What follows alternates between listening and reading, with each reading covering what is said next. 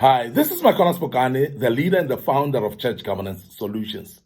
Today I want to teach about how to identify church members that are harmful to your ministry. Church members or people that are your members, but yet they are harmful or detrimental to your vision. I'm speaking about this because it's very important, and I must honestly say that a ministry can only be destroyed by people. And I must emphasize this because we have taught yesterday about ministry success, and I need to really emphasize this, that ministry may crumble and fall, and particularly ministries that don't progress and don't succeed. When you look at them, you'll realize that there is an involvement of people there, and particularly the people that are members in the very same ministry. Now, it is very important, therefore, as a visionary, to be able to identify how these people operate, to identify these particular people as well. Because if you don't know how to identify them, you're going to have your ministry actually falling apart, and you cannot be able to identify why is it falling apart. There may be some work that you're doing, it might be some projects that you're doing to actually make sure that your ministry grows and becomes successful. But yet on the other side, you're having people that are destroying the ministry and you're not aware of those. And this is the reason why we're addressing this issue, because I think that will help you if you know how to identify people that are detrimental or they're very harmful to your own ministry. And let's speak about that just for a moment. Now, people that are harmful to your ministry are the people that always want their presence to be felt.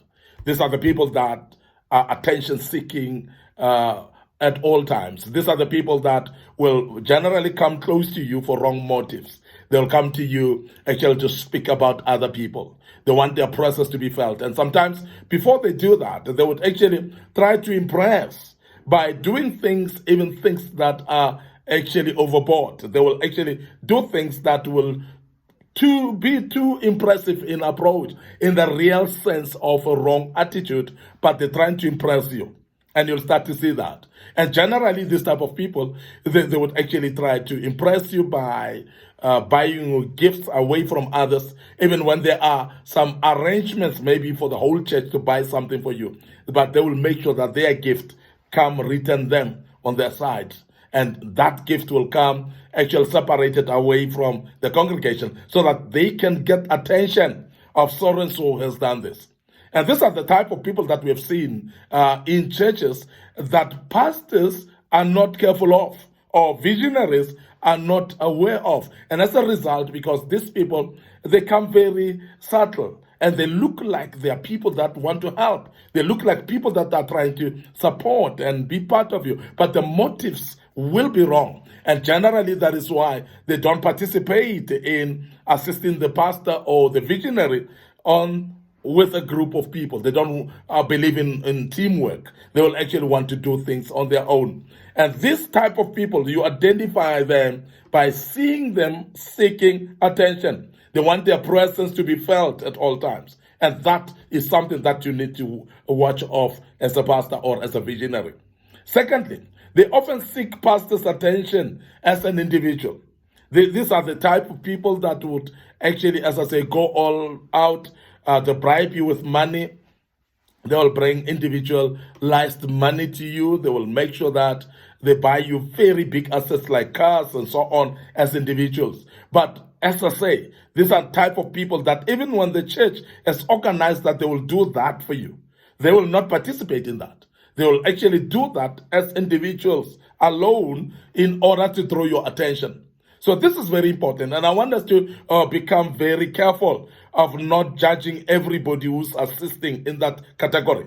But I'm saying that those people that don't want to participate in everybody else arrangements, they want to do their own sideline arrangements. That's how you will pick this one up.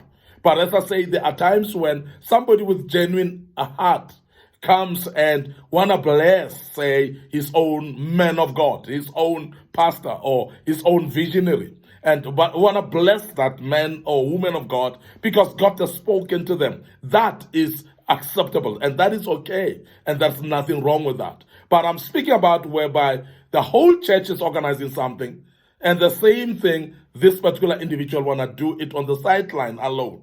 And that's very important that we basically look at that and become careful of that.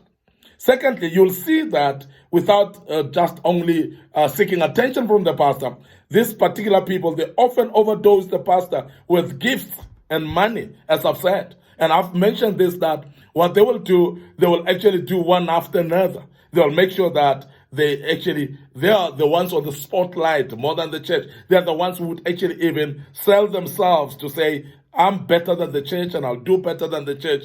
Instead of using the very same skill by motivating everybody to be part of what you are doing, you basically want to do it alone because you want to buy the face of the pastor or the visionary. And that becomes problematic when it comes that way, because we have seen generally that these particular people are actually dubious in the sense that some of the pastors who are not careful, they basically rope these people into committees, they rope these people into leadership, but yet later, these are the very same people that will destroy the church. And I want to emphasize that when the motive is not right from the beginning, from an individual, it's not going to be right later. So if it is not right now, it is not the right motive. So therefore, we must nip it in the bud from the beginning and make sure that we are not embracing this type of behavior from the beginning, and it gets addressed here and there. The other thing is the very persuasive people. They're very influential also towards other members, and sometimes you find that they persuade members in an opposite direction. They actually convince others, because these people become very influential, they become very powerful, and generally they would actually even instill negativity in the church. They will actually influence others in a negative manner. They will actually influence others not to participate in church programs because they would have their own reasons of not being participating, or they will have their own reasons of being critical against the pastor or pastor's wife or even the leadership of the church. And these are type of people that would actually negatively influence others because they are powerful, they're very vocal, and therefore they will actually step into a level where they influence others as well. And that is very, very dangerous. And it happens in many churches. And one thing that we have seen is this type of people would actually garner support from others. They will actually call meetings at their own times. They will meet some of the members that look committed, and they will speak against the pastor, they will speak against the leadership, and they will actually kill the momentum of the vision because they are influential by telling people wrong things that will actually garner them against the pastor or stand them against the leadership. And this is very important. The other thing that I want to emphasize is these people are very critical towards leadership. These are the people that will actually see all the wrongs that are happening in the ministry. These are the type of people that will actually verbalize the wrongs instead of correcting them. They would actually come and criticize the wrongs of the leadership, but yet not take a step of actually correcting that. They will actually speak behind the leadership about the wrongs that the leaders are doing, yet they've not approached the leaders. And I want to emphasize this because this type of people, if you're a member in a church and they are like that, so please make sure that you rebuke the spirit and you make sure that also you don't believe what they're saying and ask them if they've ever approached the leadership about that, because you cannot start spreading rumors or speaking about issues about the leadership that you never addressed yourself and corrected that. And that is actually bad in that regard. So I want to emphasize that these are type of people that are very, very critically dubious against the ministry, very harmful as well, and they destroy the ministries, and many ministries have been destroyed by these very people that are too critical about the leadership, but yet they don't correct the issues that they're talking about. They have a history of church hopping generally. And these are type of people, they run from one church to another because when their tracks have been seen or they've been caught in what they are doing and they have been rebuked, they don't sit to rebuke. They don't correct their ways. And instead of being corrected and be corrected, they actually hop from one church to another. And you would have seen that this type of people would actually have moved from one church to another. And because they cause trouble each and every place where they are. And that is why they cannot stick in one church, because they don't want to be corrected. And this is the reason why they hop from one church to another.